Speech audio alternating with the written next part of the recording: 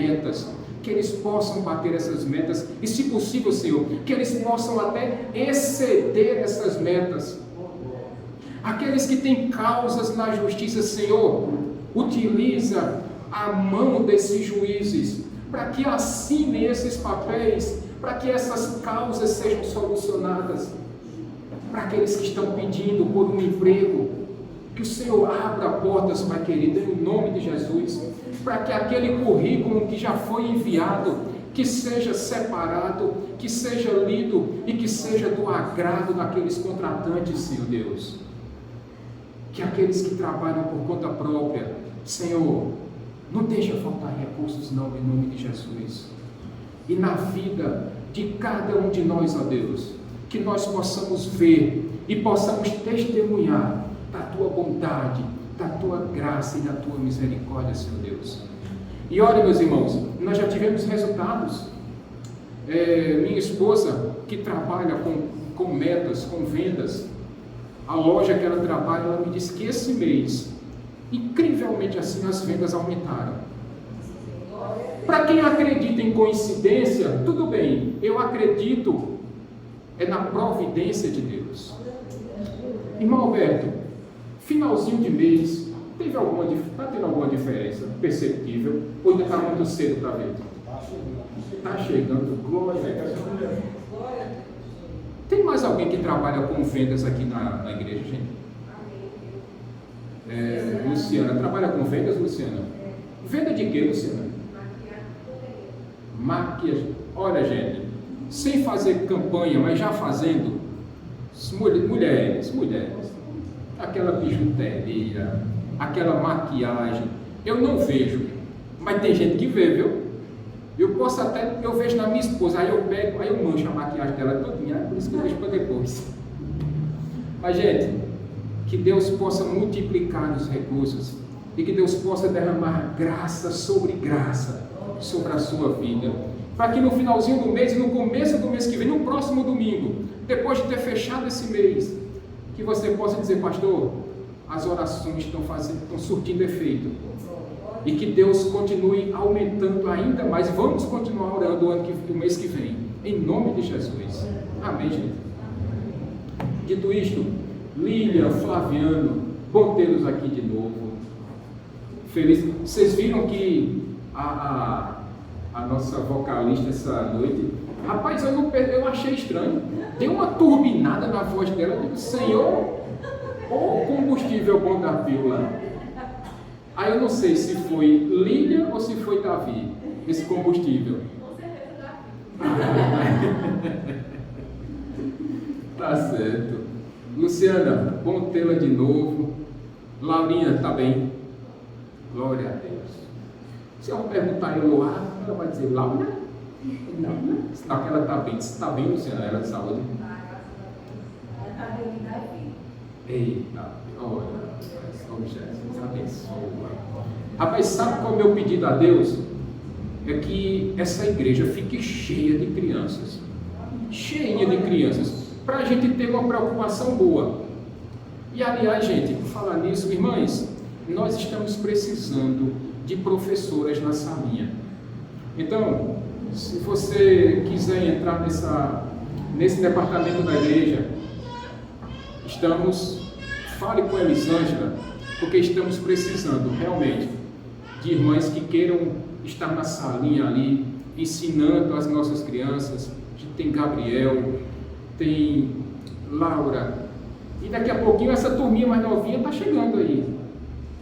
E que a gente possa estar preparados, nós possamos estar preparadas para apresentarmos as nossas crianças a Cristo. Irmã Lenice, você está com pessoas? Quem são, irmã Lenice? Meu filho da minha nora. Eita Jesus. Meu irmão, como é seu nome? Igor. Igor ou Igor? Igor. Com R no final, né? Igor. E?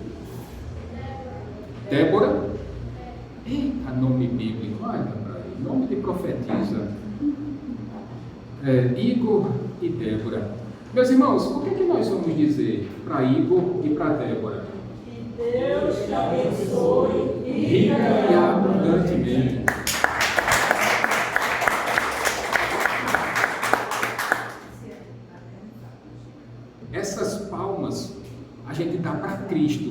Mas é assim, é para que vocês entendam que nós estamos muito felizes por tê-los conosco. E olha, sintam-se à vontade, sintam-se à vontade. Eu acredito que Lenice já esteja até um pouquinho mais confortável, não é, irmão? Está um pouquinho mais confortável, já conhecendo Aleluia, aleluia, aleluia. E esse mesmo sentimento, eu espero que também inunde o coração de vocês, viu? Que Deus abençoe ricamente a vida de vocês. Adriano, Maria de Fátima, está com o Davi aí também?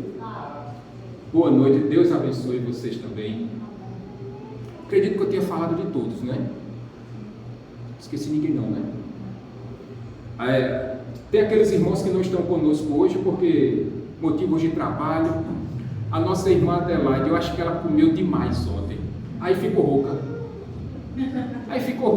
Foi. Eu acho que foi porque não teve café da irmã Dorinha ontem.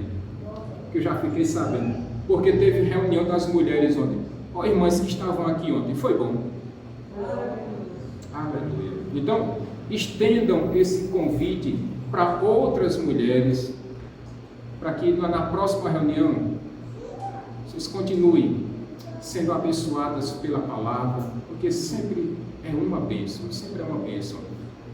Quinta-feira, gente, culto normalmente, e nós estamos numa série muito bacana, viu? Obras da carne versus fruto do Espírito. E, meus irmãos, tem sido quinta-feiras de muito aprendizado, quinta-feiras muito abençoadas.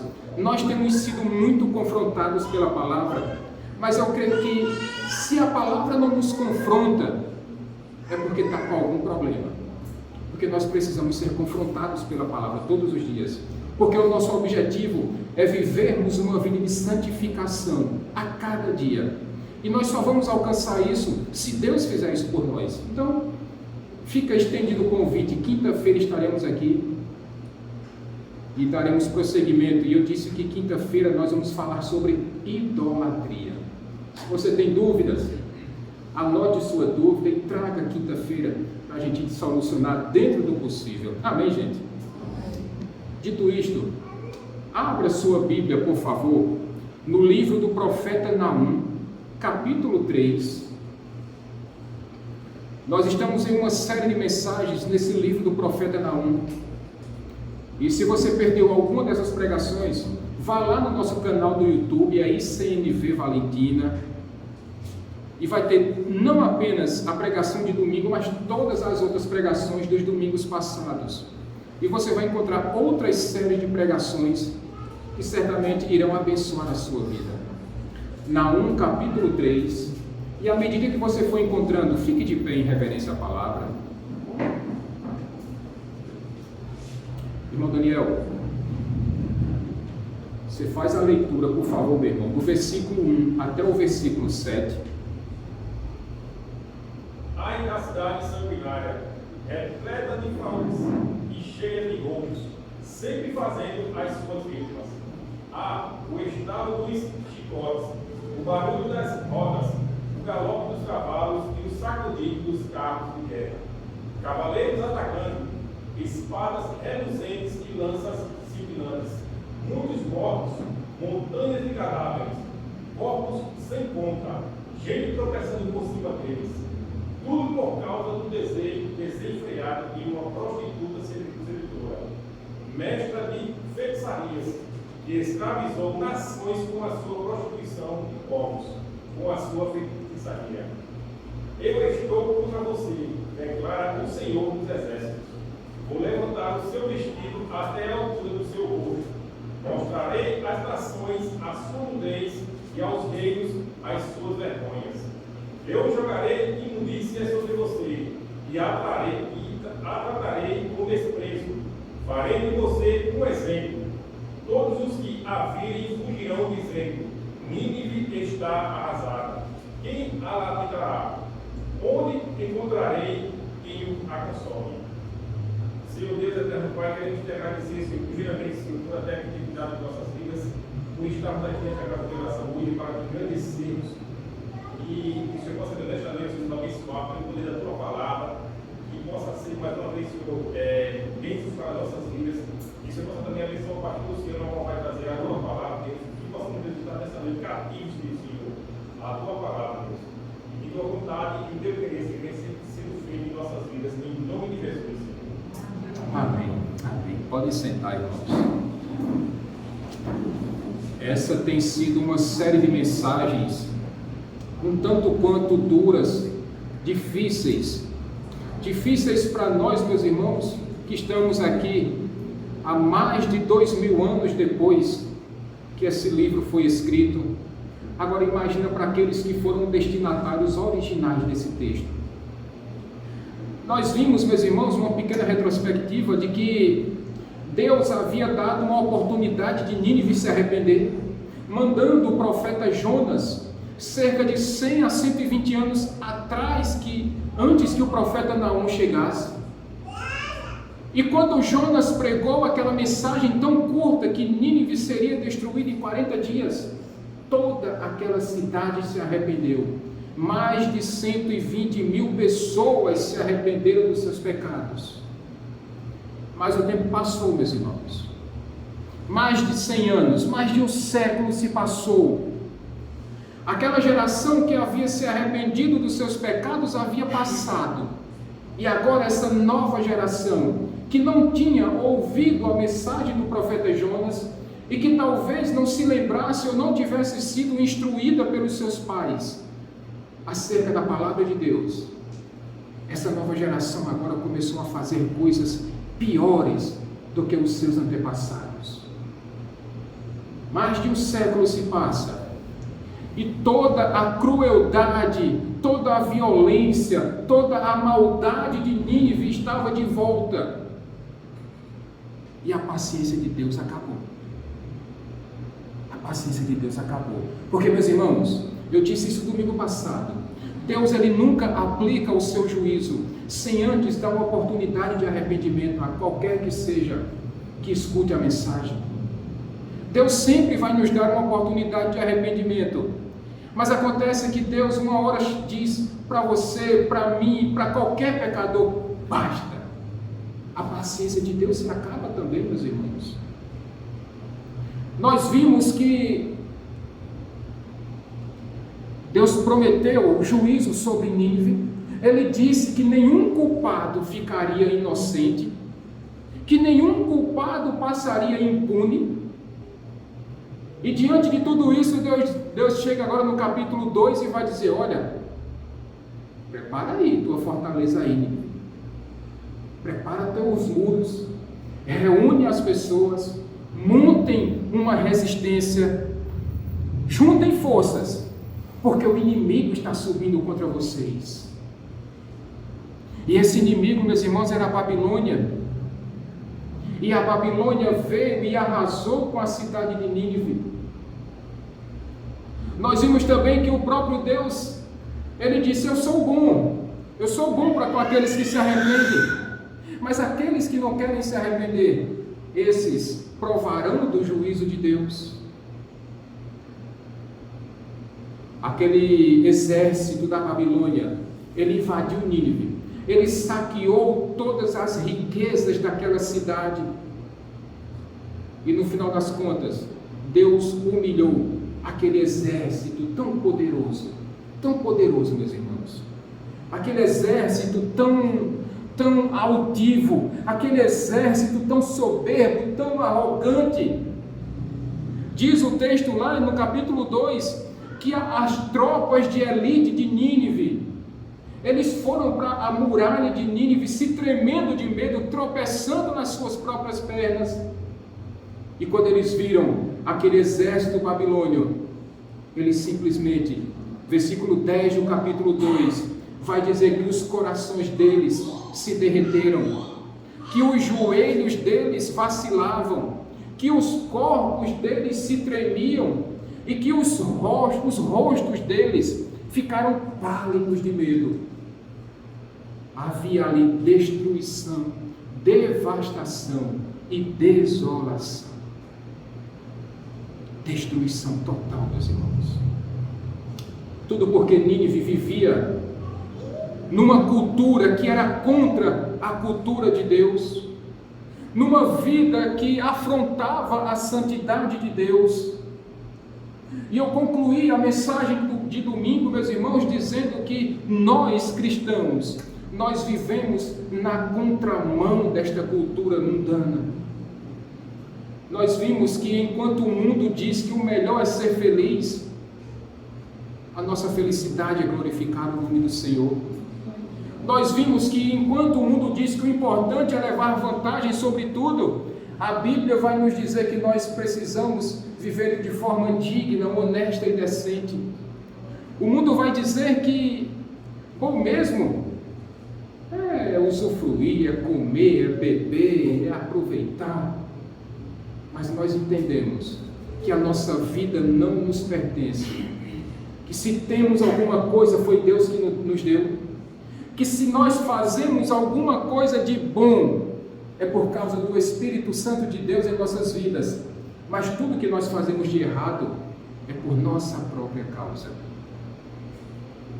Meus irmãos, o mundo diz que o importante é ter conhecimento, que o conhecimento mudará a vida das pessoas, mas nós dissemos aqui que o que transforma de fato uma vida é o Evangelho. Nós dissemos também que, embora as emissoras, a grande mídia diz que somente a ciência salva, nós afirmamos categoricamente que só quem salva é Jesus Cristo. Não que nós sejamos contra a educação, ou que nós sejamos contra a ciência de jeito nenhum, porque quem criou a educação foi Deus. Quem criou a ciência? Deus. Então por que nós iremos contra a educação e a ciência, se foi o próprio Deus que criou ambas? O que nós não fazemos é idolatrar a educação e a ciência. Nossa adoração é única e exclusiva a Deus. Mas aí agora nós chegamos então no capítulo 3, meus irmãos, e nesse capítulo 3 eu achei melhor dividir esse capítulo em duas partes, porque é um texto muito pesado. É um texto maior, mas é um texto muito pesado, muito difícil. E eu próprio, embora já conheça esse texto, eu sempre fico impactado com ele. Porque o que nós vemos aqui, meus irmãos, é o juízo de Deus sendo aplicado sobre a vida de pecadores. O que nós vamos encontrar aqui, meus irmãos, é quase que como a nossa realidade, o mundo que nós vivemos. E à medida que eu for expondo esse texto aqui, vocês vão perceber que o que Naum descreveu aqui é a nossa realidade.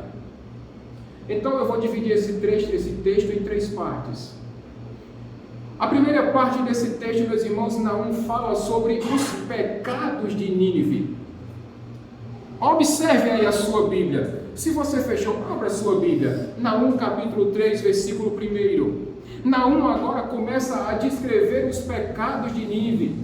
Ele vai dizer que aquela cidade era uma cidade sanguinária.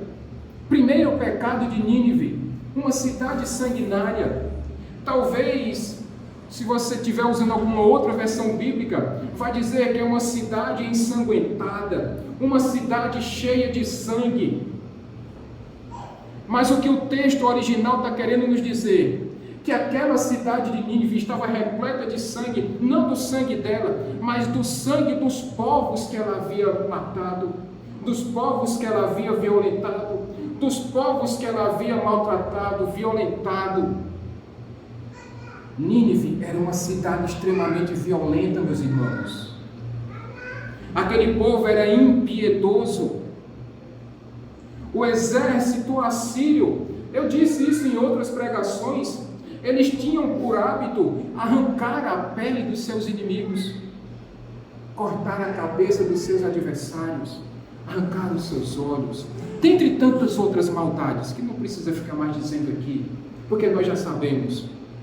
A violência daquele povo era muito grande, e Deus está dizendo: ei, Nínive, você é uma cidade sanguinária, muito violenta.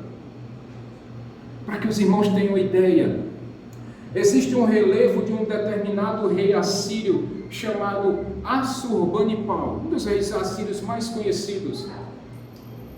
E o relevo e a pintura que está exposta em algum museu, acho que no Museu da Inglaterra, é do rei assentado numa poltrona ou num sofá, a sua rainha, a sua esposa, assentada no trono, um belíssimo banquete exposto lá, e uma árvore, meus irmãos. No relevo ali, nos elementos que compunham ali aquele relevo, tinha uma árvore. E nessa árvore tinha ali um objetozinho que chama a atenção. A cabeça de um rei que havia sido derrotado por esse rei Assurbanipal. O nome desse rei era Teumã. E ele havia sido derrotado pelo rei assírio. E como uma espécie de troféu de guerra, a cabeça daquele rei derrotado estava pendurada numa árvore. E o rei assírio comendo tranquilamente e olhando para a cabeça daquele seu inimigo que havia sido morto.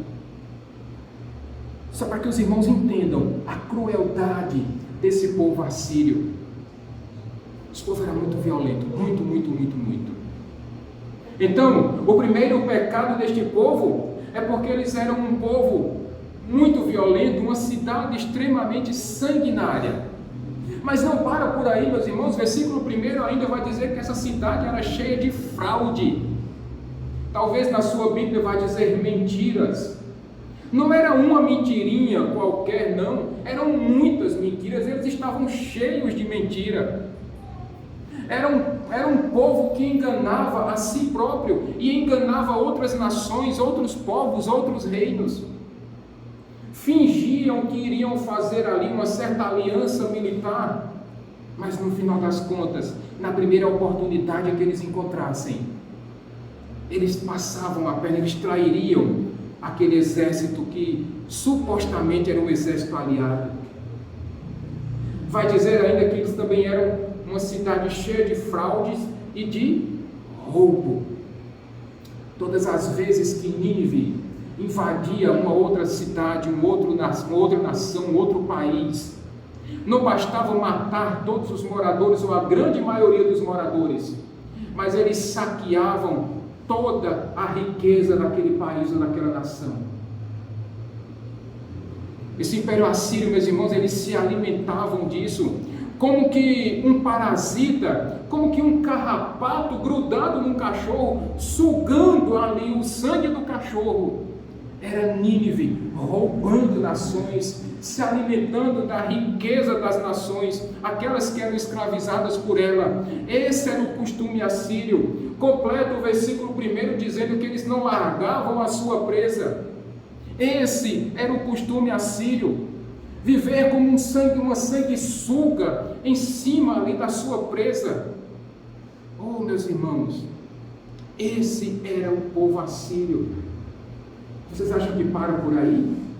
Para nada. Olha na sua Bíblia, o versículo 4. Naum agora vai dizer que aquela cidade, ela era seduzida, ou ela seduzia como uma grande meretriz, uma bela meretriz, como uma bela prostituta. Não é que tinha uma mulher especificamente, mas toda aquela cidade de Nínive era corrompida pela prostituição.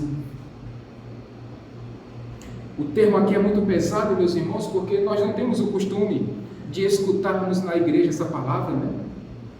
Mas quando Deus vem falar isso sobre uma cidade, sobre um povo, é porque Deus está extremamente irado com aquele povo, com aquela cidade.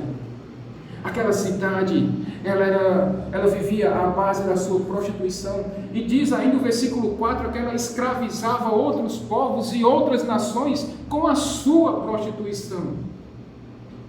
Seduzindo, enganando, iludindo outras nações. Não bastasse ser uma prostituta, ela também era mestra de feitiçaria. Era uma cidade totalmente corrompida, meus irmãos, com uma prática religiosa que desagrada a Deus. Eles eram envolvidos com feitiçaria, eles eram envolvidos com ocultismo. Tudo aquilo que veio das trevas era a prática do povo assírio. Adorava e fazia sacrifícios. Imagina Lilian e Flaviano, imagina você pegar Davi, essa coisa mais fofa, e você entregar o seu filho vivo para ser sacrificado a um pseudo-deus. O nosso Deus, o Deus verdadeiro, nunca exigiu isso de ninguém. Mas esse povo assírio, para poder agradar os seus deuses, sacrificava inclusive os seus filhos, os seus primogênitos, como sacrifício aos seus ídolos. Essa era a realidade de Nínive, meus irmãos. Diante de uma realidade como essa, o que é que você pensa? Pastor, é possível um negócio desse? Tanto é que está na sua Bíblia. E meus irmãos, a sua Bíblia, a minha Bíblia, o nosso Deus, Ele não esconde pecados. O nosso Deus, Ele não coloca para debaixo do tapete, Ele não varre a sujeira para debaixo do tapete. Agora eu disse a vocês que esse livro continua sendo ainda muito atual. E a pergunta que eu faço, é muito diferente dos nossos dias? Existe violência nos nossos dias? Eu estava ouvindo um dado hoje, é um dado extraoficial, ainda não foi computado, ainda não foi colocado pela ONU ou por outras entidades, mas estima-se, Igor e Débora, que aproximadamente 100 mil pessoas já tenham morrido nessa guerra da Rússia com a Ucrânia. 100 mil pessoas. Meus irmãos, poucas são as cidades na Paraíba que têm 100 mil habitantes. Poucas são as cidades que têm 100 mil habitantes. E essa quantidade ou mais já morreram nessa guerra da Ucrânia. Todos os dias, se você tem o costume de acompanhar esse noticiário policial na TV, todos os dias, morreu 2, 3, 5, 7, 10, e todo dia, e todo dia, e todo dia. E é violência, é roubo, é assalto, é homicídio, é tráfico, é sequestro, é espancamento. Meus irmãos, o nosso país, a nossa cidade, o nosso estado, nosso mundo, ele continua sendo tão sanguinário quanto foi no passado. Não mudou muita coisa, não. Aí se eu perguntar, tem fraude em nossos dias? Se você der uma olhadinha ali para Brasília, é só o que tem. Mas não precisa ir muito longe, não. Se você aproximar seus olhos para a nossa cidade, você vai encontrar fraudes, você vai encontrar mentiras assim, ó. Mentiras assim. Roubos. Licitações compradas, empresários que não pagam a nota fiscal de forma integral para poder pagar menos impostos e com isso fraudam a Receita Federal e roubam de todos, e inclusive muitos desses que vão para as ruas com placas na mão dizendo abaixo a corrupção, na primeira oportunidade que tem de levar uma vantagem. Exemplo, sinal está amarelo, semáforo está amarelo, aí você não quer perder seu tempo, o que é que você faz no seu carro, na sua moto? Acelera para querer levar vantagem em cima dos outros. Aí é numa dessas que de vez em quando o motoqueiro sai voando feito Superman. Ou então, quando você tem a oportunidade na fila do supermercado, quando abre um caixa, você está lá no final da fila, você faz carreira para querer passar na frente de todo mundo, para querer levar vantagem em cima de todo mundo. Mas quando você escuta, você não, eu estou dando só um exemplo, não é para ninguém daqui da igreja. Mas quando nós escutamos no noticiário da TV, político A, B ou C ou D foi flagrado roubando, aí a nossa boca chega, se enche de uma ira, assim, de uma justiça. Eita, só tem político ladrão. Mas nós, quando temos a primeira chance, fazemos a mesma coisa. Fazemos a mesma coisa. Vocês acham que o nosso mundo, meus irmãos, tem prostituição? É só o que tem. Quem esteve aqui nas 3 últimas quintas-feiras, quando nós começamos a falar sobre a obra da carne, acerca da imoralidade sexual, nós trouxemos aqui exemplos diversos de como a nossa cidade, de como a nossa sociedade está influenciada e mergulhada, meus irmãos, na imoralidade, na impureza e na libertinagem. E se nós falarmos então em mestra de feitiçaria, meus irmãos, há tantas pessoas que dizem assim: olha, eu só saio de casa depois que eu vejo o meu horóscopo. Eu só visto uma roupa de tal cor se for a cor da sorte. Alguém conhece pessoas assim? Aí às vezes o filho nasce, vou colocar logo uma figuinha para não dar olho gordo, uma fitinha vermelha para evitar o mal olhado. O que mais? Crentes, meus irmãos, crente dizendo que não vai passar debaixo do escada porque dá azar. Crente dizendo que não passa perto de um gato preto porque isso é mau presságio. Aí eu começo a me perguntar, meu Deus, eu nunca preguei isso na igreja. Eu nunca ensinei isso. Nós não cremos, meus irmãos, em sorte e nem em azar. Nós cremos na providência de Deus.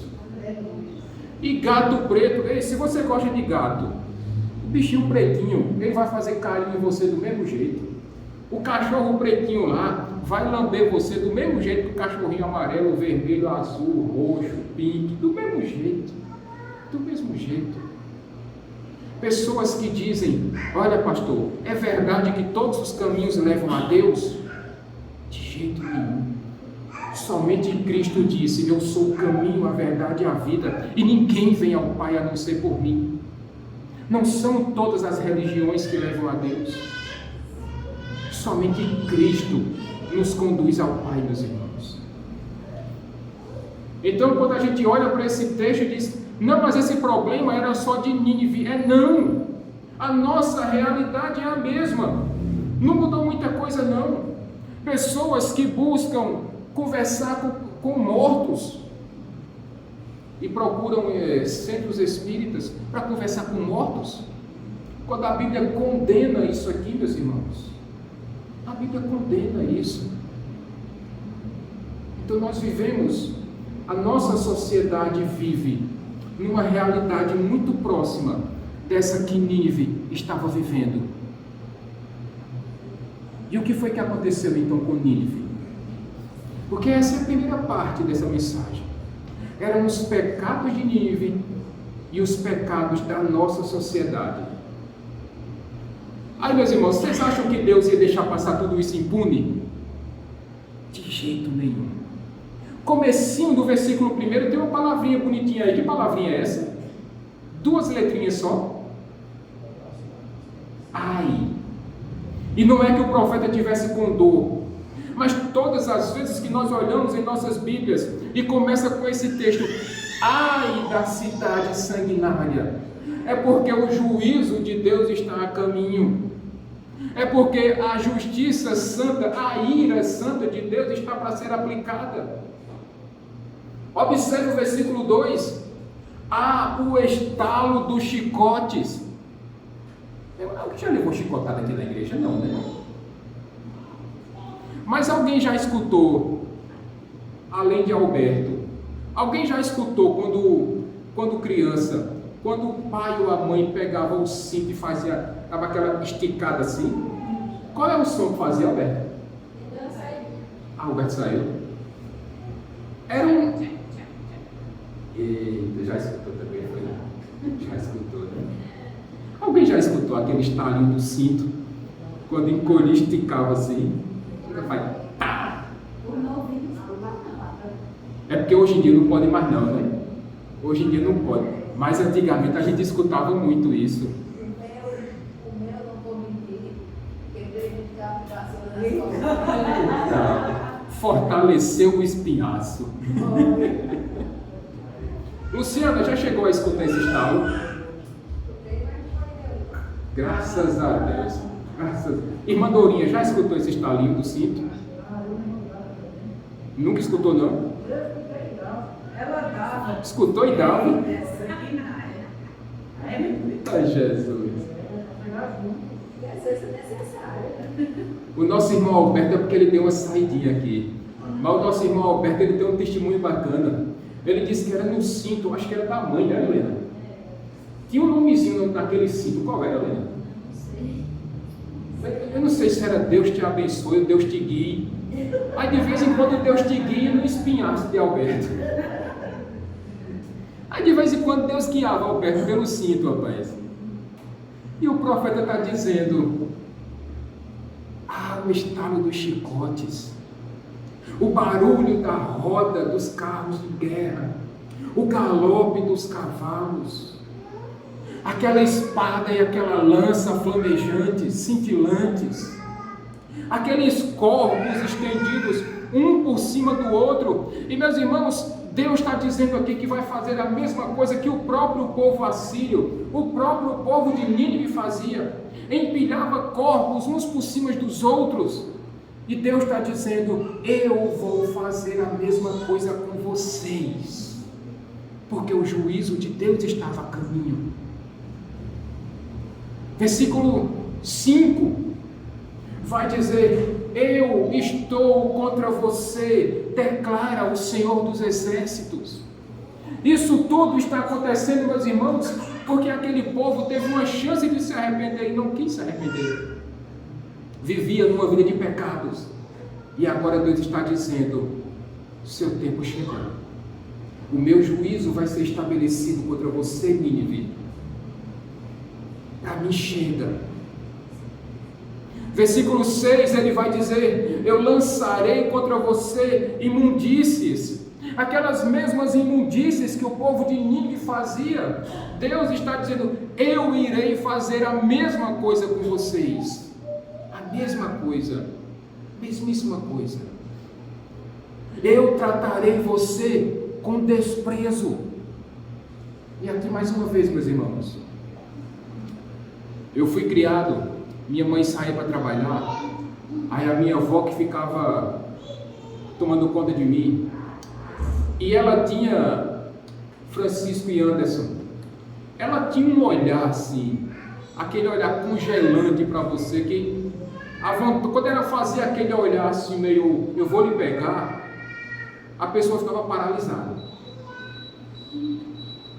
E não precisava, eu nunca apanhei quando era pequeno. Eu era um pouquinho mais quietinho do que Alberto. Pouquinha coisa. E minha avó não era tão brava quanto a irmã Dourinha.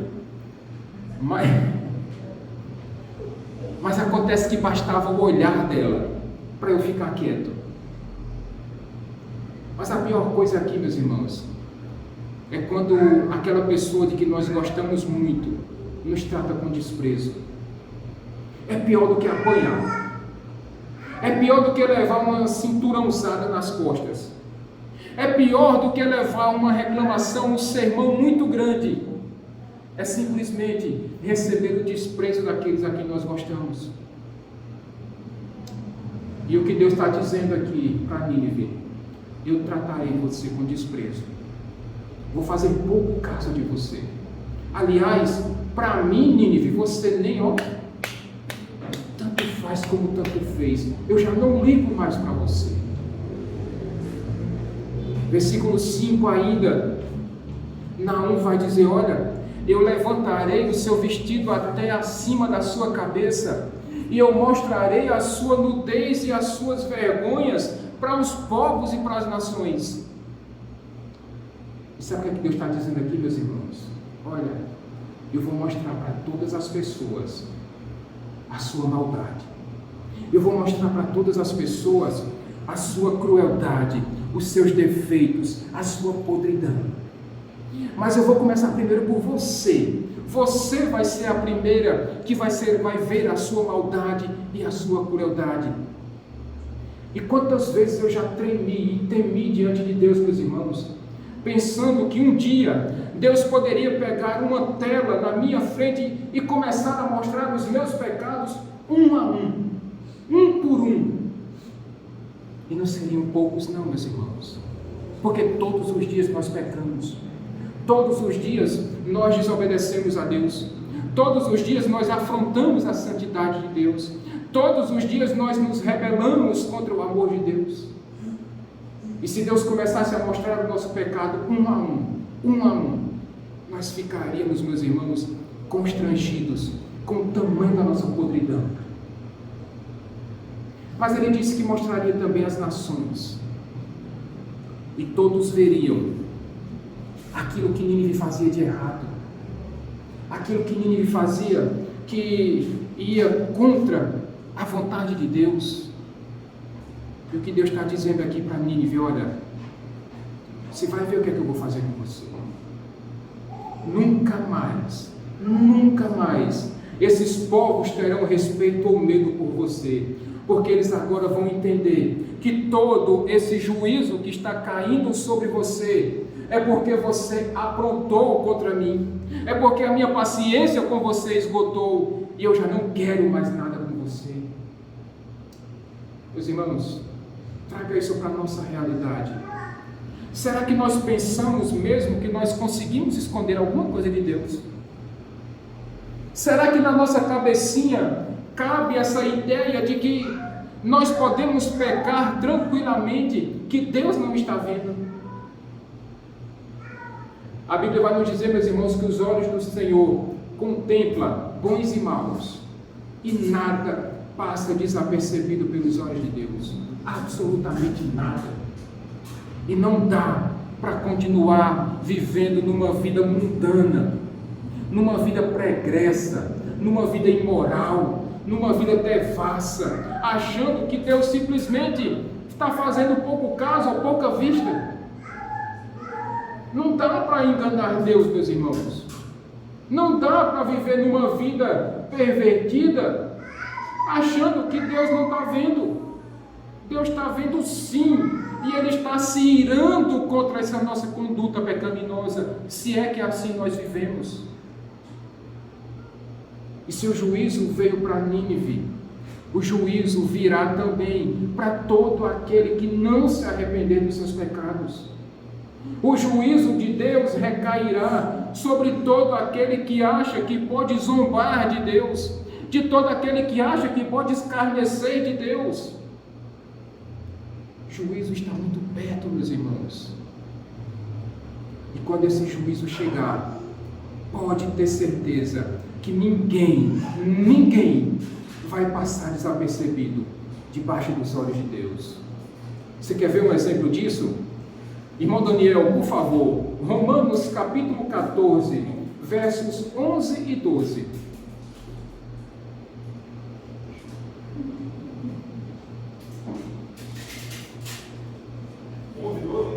Romanos capítulo 14, versos 11 e 12. Porque está escrito: por mim mesmo jurei, diz o Senhor, diante de mim todo joelho se dobrará e toda língua confessará que sou Deus. Assim cada um de nós prestará conta de si mesmo a Deus. Cada um de nós vai ter que prestar contas a Deus, meus irmãos. Haverá um dia em que o Senhor Jesus vai voltar, o Deus Filho, a segunda pessoa da Trindade. Ele vai voltar, Ele prometeu e Ele há de cumprir. E esse dia do juízo será um dia terrível para aqueles que não se arrependerem, porque todos irão prestar conta dos seus pecados. E aqueles que afrontaram a Deus, aqueles que escarneceram de Deus, esses vão ter que prestar contas a Deus. E esses que não quiseram se curvar em vida, irão se curvar depois da morte. Porque diz a Escritura que todo joelho vai se dobrar e toda língua vai confessar que só o Senhor é Deus. Esse dia vai chegar, meus irmãos. A pergunta que eu faço nessa noite para todos nós: será que você está preparado para essa vida de Cristo? Será que você entendeu a mensagem do Evangelho? E quando o Senhor voltar, você vai estar pronto? Você como noiva, porque a igreja é a noiva de Cristo, será que a noiva vai estar pronta? Porque quando o noivo chegar, ele não vai avisar não, viu? Mas ele vai chegar. E esse dia, que somente Deus sabe, vai ser um dia terrível, meus irmãos. Mas para nós, vai ser um dia glorioso. Glorioso demais. E finalmente, meus irmãos, terceiro ponto dessa mensagem. Depois desse juízo de Deus, o que é que vai restar para Nínive então? Porque no versículo 6, Deus disse aqui, através do profeta Naum, você será um exemplo para todos os povos. E quer ver? Diego, o que é que diz aí o versículo 7, por favor? De Naum 3. Todos os que a virem fugirão dizendo, Nínive está arrasada. Quem a lamentará? Onde encontrarei quem a console? Nínive seria usada como exemplo para todos aqueles povos. E todos aqueles que sofreram agruras debaixo da maldade, da perversidade de Nínive. Esses passarão em frente a Nínive e vão dizer, cadê você, Nínive? Quem foi você tão poderosa, tão sanguinária, tão cheia de fraude, tão cheia de roubo, que nunca soltou a sua presa? Cadê você? E Naum conclui esse versículo 7 com duas perguntas. Quem terá compaixão de você, Nínive? Aqueles povos que sofreram debaixo da sua maldade? Eu duvido muito, Nínive, que esses terão compaixão de você. E aonde nós encontraremos quem console você, Nínive? E o mais controverso, meus irmãos, Lenice, irmã Dorinha, é que o nome Naum significa consolador. E Naum está dizendo, quem é que vai consolar você, Nínive? Porque eu sou o consolador, mas eu próprio não irei consolar você. Ninguém vai querer consolar você. Agora traga isso para a nossa realidade, meus irmãos. O mundo em que nós vivemos, ele precisa desesperadamente ouvir a mensagem do Evangelho, de que o Rei está voltando, de que Cristo está vindo buscar a sua igreja. Eu gosto muito das palavras do profeta Isaías, quando ele vai dizer, busquem ao Senhor enquanto se pode achar, invoquem o nome dele enquanto ele está perto, porque enquanto Jesus ainda não voltar, dá tempo de nós nos arrependermos. Enquanto Cristo não voltar, dá tempo de nós pregarmos para as pessoas uma mensagem de arrependimento, para que essas pessoas se voltem para Cristo, para que se arrependam dos seus pecados e para corrigirem essa rota tão errada, tão pervertida que essas pessoas estão vivendo. E o nosso papel, meus irmãos, enquanto servos de Deus, enquanto cristãos, é proclamarmos essa mensagem, é dizer para essas pessoas que ainda dá tempo de se arrependerem, mas é preciso fazer hoje. Essa decisão tem que ser tomada hoje, porque talvez o amanhã não chegue. É possível, meus irmãos, que ao sairmos dessa igreja nessa noite, eu espero que não, mas é possível que ao pisarmos na calçada, de repente Deus chame lá o número 822, aí quando você olha, eita, era o meu, e Deus te chama. E se você não tiver entregue a sua vida a Cristo até esse momento, depois que você morrer, não dá mais tempo não. Não adianta acender vela, não adianta rezar, não adianta ir para a igreja, não adianta orar, não adianta fazer campanha, não adianta fazer novena, não adianta nada, meus irmãos. Porque se essa decisão não for tomada em vida, não tem mais o que fazer não. O dia do arrependimento é hoje. O dia de entregar a vida a Cristo é hoje. Porque possa ser que amanhã Cristo volte e Ele buscará a sua igreja. Mas se você não estiver pronto, você vai ficar. E Cristo não vai voltar uma terceira vez. A Bíblia diz que é só mais uma segunda vez e pronto, acabou. E para esses que ficarem, haverá só um lago de fogo, queimando eternamente. E sem opção de arrependimento, sem opção de jeitinho brasileiro, sem opção de um pedido de desculpas, não. Alisar a cabeça de Jesus. Também não dá jeito, não. Dizer que estava enganado, que estava esperando o melhor momento, também não vai resolver. Que você estava aproveitando a sua vida, para quando chegasse no final da sua vida, aí você entregaria ela totalmente a Cristo, e você dedicaria a sua vida a Cristo só na velhice, também não resolve. Esse dia, meus irmãos, é hoje, é para já, é para já. E eu quero concluir essa mensagem com 3 aplicações apenas, meus irmãos.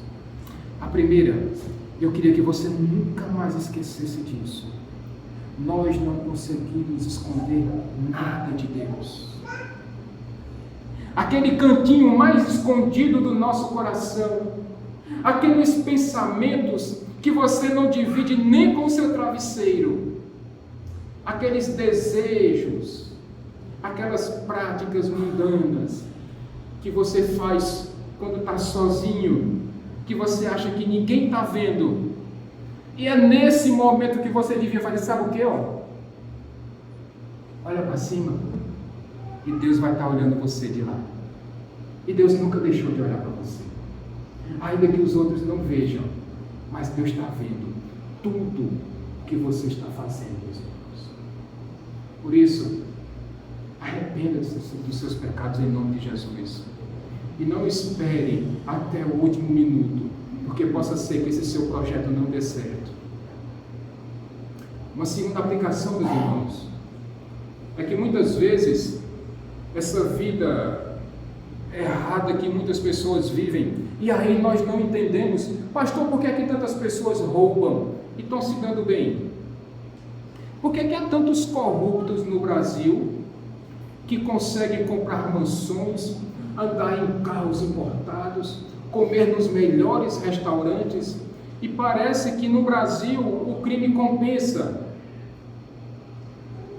Mas eu queria que você se lembrasse de uma coisa: esse mundo é passageiro. Essa realidade, ela não vai durar para sempre. E quando Deus decidir, que disser, olha, seu tempo acabou, se não houver um arrependimento sincero e verdadeiro, meus irmãos. Lembra lá do salmista lá? Por que os filhos dos ricos são bonitos? Por que eles prosperam em tudo? Salmo de Asaf. Por que eles prosperam em tudo e eu sofro tanto? Eu sou crente, pastor. Eu leio a minha Bíblia todos os dias. Eu oro todos os dias. Eu sou dizimista, eu sou ofertante. Eu estou na igreja toda quinta, todo domingo, mas parece que as coisas comigo não dão certo.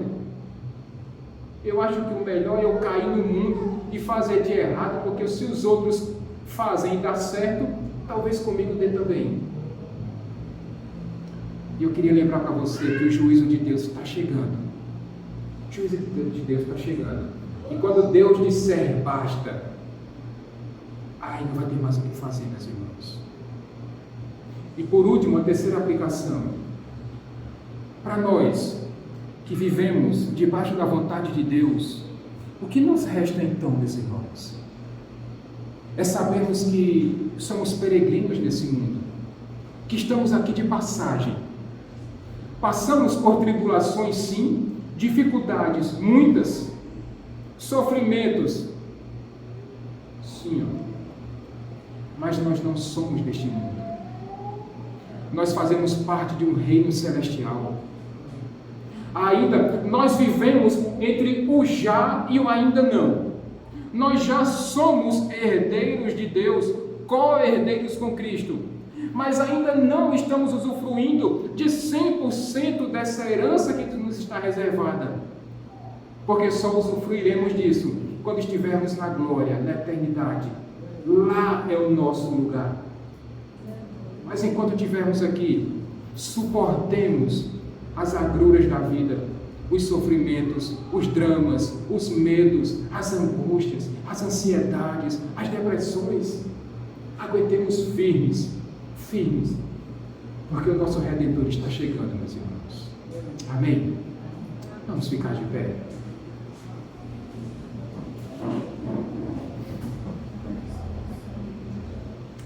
Enquanto a equipe de louvor se organiza, enquanto os elementos da Santa Ceia serão passados para aqueles que podem cear, esse é um momento tão importante, meus irmãos, para nós cristãos, porque é nesse momento em que nós fazemos uma autoavaliação das nossas vidas. É nesse momento em que nós olhamos para dentro de nós mesmos e nos questionamos: será que a minha vida agrada a Deus? Será que a minha vida glorifica o nome de Deus? Porque se sim, louvado seja o nome do Senhor. Mas se talvez ainda exista alguma área da sua vida que precise melhorar, ser corrigida, ser transformada, esse é o momento que você pode dizer: Senhor, muda a minha história, transforma a minha vida, Senhor, me faz ser uma nova pessoa, uma nova criatura. Eu quero ter um encontro transformador com Jesus Cristo, porque eu já não me conformo mais com a maldade desse mundo. E enquanto os elementos serão passados, que você possa fazer essas perguntas a você mesmo e ao seu Deus.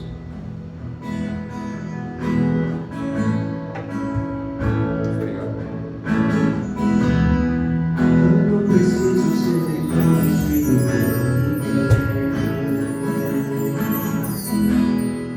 A minha glória é fazer com quem conheçam a ti. E que divino ai, para que tu cresças, Senhor, mais e mais. E como será que se como fosse a ti? Esconda o rosto para que veja tua face em mim. E que divino ai, para que tu cresças, Senhor, mais e mais. No santo dos santos, a fumaça me esconde, são teus olhos que veem. Debaixo de tuas asas é o meu abrigo, meu lugar secreto, só tua graça me basta, tua presença é meu prazer.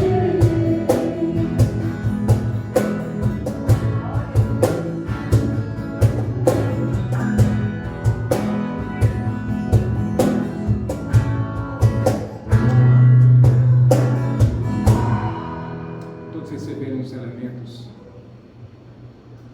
Quando nós tomamos deste pão, meus irmãos, nós lembramos que em nossos corações nós temos uma alegria que o mundo não consegue compreender. Porque todas as vezes que nós comemos deste pão, nós trazemos à nossa memória que foi necessário que Cristo, o Rei dos Reis, o Senhor dos Senhores, entregasse a sua vida, a sua própria vida, por causa de você e de mim.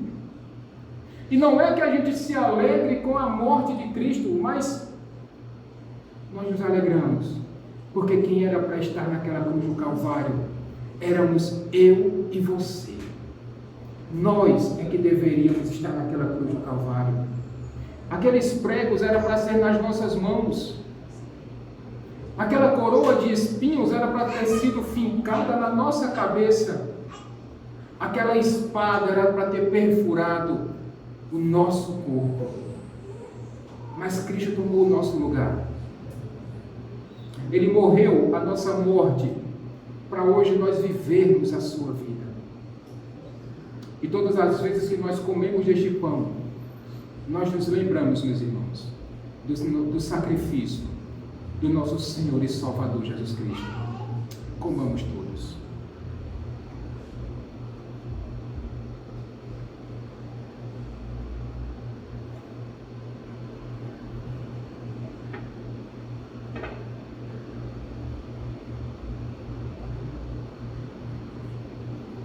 Muito obrigado, Senhor. Muito obrigado pela vida do teu filho, Pai amado. E quando nós tomamos deste cálice tão suave para você e para mim, hoje ele tem um sabor muito tranquilo, mas houve um momento na história em que o Filho de Deus provou e viu o tamanho da ira de Deus. Ele viu como é que a ira santa de Deus é derramada sobre pecadores, embora ele próprio não tenha sido pecador. E meus irmãos, agora que Cristo tomou o nosso lugar, quando Deus olha para você e para mim, ele já não vê mais aquele miserável pecador, mas ele vê sim aquele servo dele que foi comprado, lavado e remido no sangue do Filho precioso dele. Aqueles pecados que nos afastaram de Deus, todos eles foram perdoados em Cristo Jesus. A punição que nos estava preparada, Cristo perdoou. Aquela sentença de culpa foi rasgada. Aquela nota promissória com a nossa dívida impagável diante de Deus, Cristo disse: pode deixar, está pago. E quando naquela cruz do Calvário, o nosso Senhor Jesus falou: tetelestai, está consumado. A nossa aproximação com Deus foi completada. E agora, nenhuma condenação há para aqueles que estão em Cristo Jesus. Bebamos todos, meus irmãos.